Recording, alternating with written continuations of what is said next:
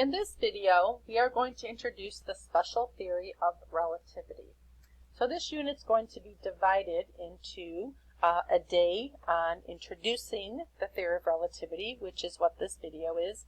Another day on time dilation. We'll then combine relativistic mass and length contraction, and then we'll spend another day looking at evidence of relativity. After that, just know that we will be done with our entire unit on Einstein and be ready for a unit test. So there are really two theories of relativity. The first one is called the special theory of relativity, and the special theory limits itself to things that are moving at a constant velocity. The general theory was developed many years later, and it adds on accelerated motion. We are limiting ourselves right now to the special theory of relativity. So all of our objects have to be moving at a constant velocity. So we already talked about 1905 was Einstein's big year in which he published 4 papers. We've already talked about the photoelectric effect. For your homework, I gave you a link to learn a little bit more about Brownian motion with about a 5-minute video. And we looked at number 4, energy mass equivalence. And that was the binding energy, E equals mc squared. And so now we're looking at the last piece, the special theory of relativity. This was kind of an obscure paper.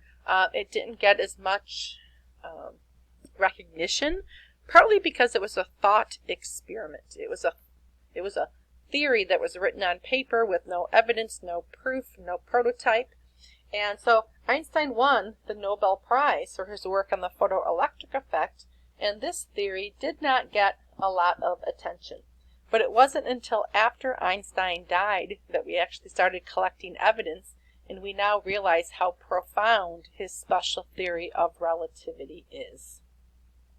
So we have to back up and look at a couple of things that are going to kind of set the tone and that could possibly confuse us as we go further into this theory. So one of them is the concept of a reference frame, and that's a context from which we view a situation. So for example, we're going to pretend that there's a person who is traveling 600 kilometers per hour east in a transparent, like see-through plane. And this person drops a ball. It says, sketch the path of the ball. Well, if you were on the plane, you would see the ball fall straight down. But if you were an observer on the ground, you would see the ball falling straight down. At the same time, the plane is still traveling east, and you would actually note that the ball followed a parabolic path. So depending on your reference frame, somebody might say that the ball went straight down, and somebody else might say that the ball followed a parabolic path. And both of these people would be correct.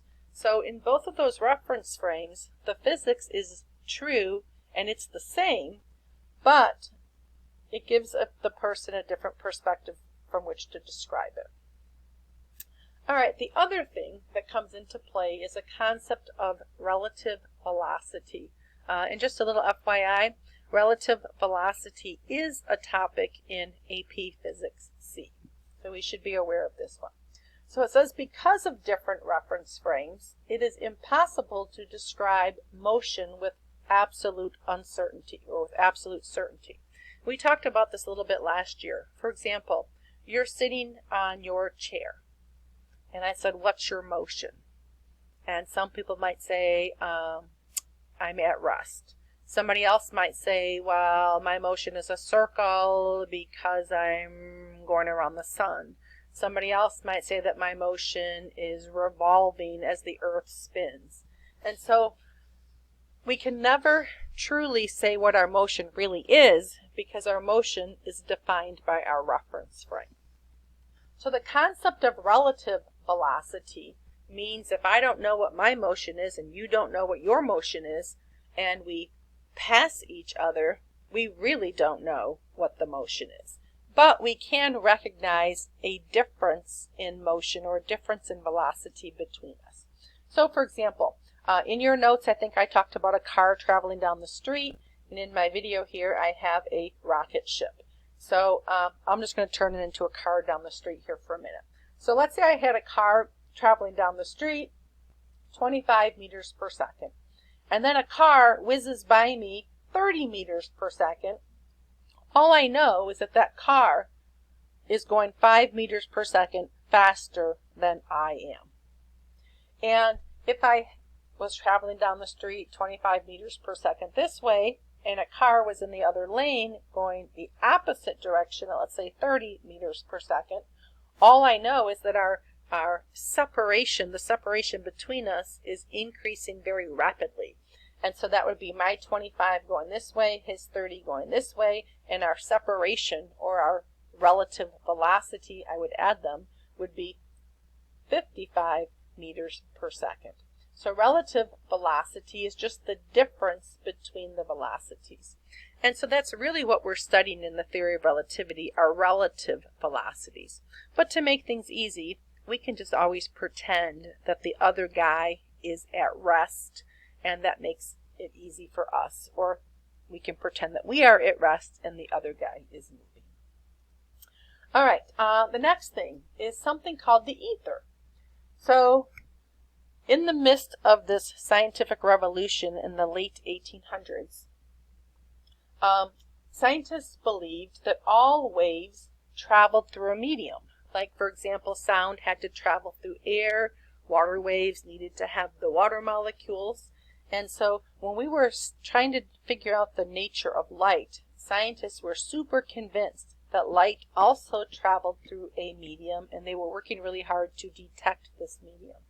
So they named the medium, even though they hadn't found it yet, they named it the ether. Sometimes it's called the luminiferous ether, and sometimes they spell ether differently with an A in front. And they also hypothesized the properties of the ether, and this list of properties was going to help them design experiments to actually detect it. So they hypothesized that the luminiferous ether would permeate all space, it would be massless, odorless, colorless, and it would create like a solar wind in space. So these lines here kind of like show the direction of the solar wind, or the direction of the ether out in space. So two scientists, Michelson and Morley, they set out to design an experiment to detect the ether. And they thought because of the Earth's motion, they expected the speed of light to differ as it bounced between mirrors that they put on different mountaintops, because sometimes light could be traveling with the ether, like if the Earth was moving in this direction, or sometimes the light that they projected could be traveling against the ether as the Earth was in this position. And so they used two mountains that were very far apart, and they put mirrors on the mountain, and they constructed it in such a way, very complicated in terms of how they measured the distances and kind of set this up. But that when they had a light source, we'll call it a laser beam, and it hit these mirrors and it bounced, and so basically I'm creating this beam of light with a beam splitter and mirrors or whatever. So I have light going off in all different directions. So sometimes the light would be with the ether, sometimes against the ether, sometimes 90 degrees, etc. And then the light would all come together at this detector. And so if the ether was out there and it would help the light, then the light beam would hit the detector early. And if we were working against the ether, the light would hit the detector later. And so anyways, they did a number of trials. And what happened is they found out that the speed of light was always constant. No matter what they did, the light would hit the detector at the exact same time. All the beams would come together. And so they had to conclude that there was no ether.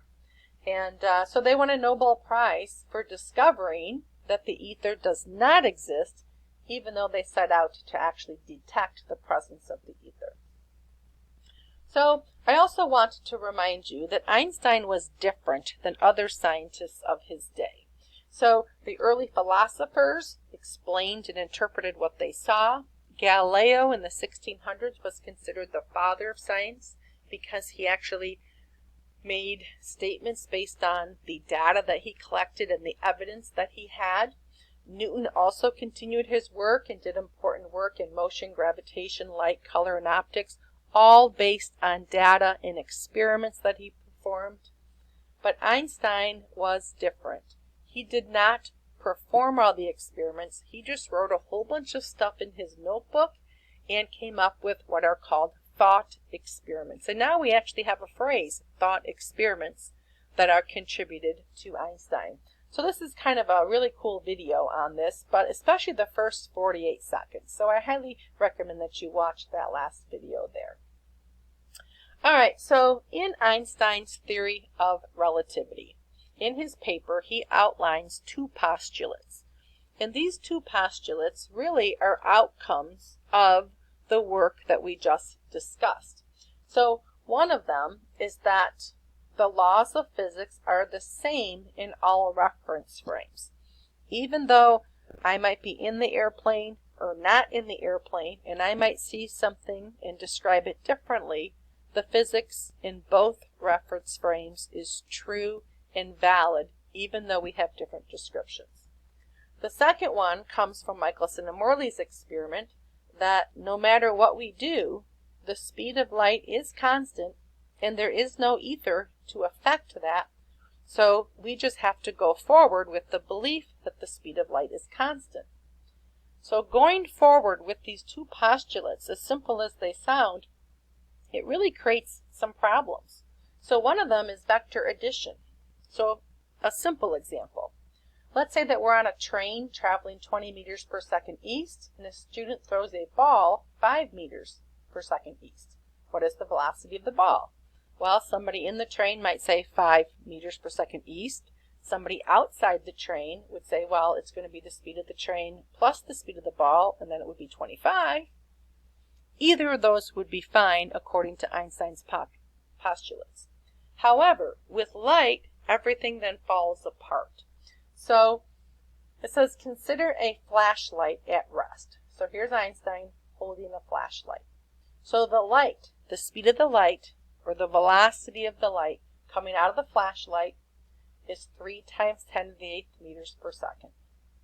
Now let's tape that flashlight to the front of a train that's going super, super fast. This train is going 1 times 10 to the 8th meters per second.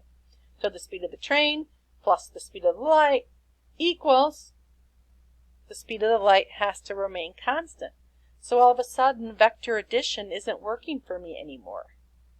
If I taped the flashlight to the back of the train, I would have the speed of the train going forward minus the velocity of the light going backwards, and I would expect a different number, but the speed of the light is constant. And all of a sudden, our whole concept of vector addition, our whole concept of vectors, everything we have learned so far starts to break down on me. And so I have to take from this that no matter what is happening, the speed of the light is always constant. So this is what he discussed in his paper called The Special Theory of Relativity.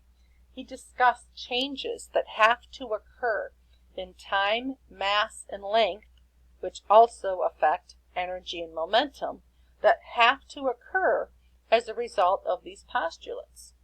And so Einstein's postulates make us realize that everything we thought was true about physics that we learned last year is really wrong.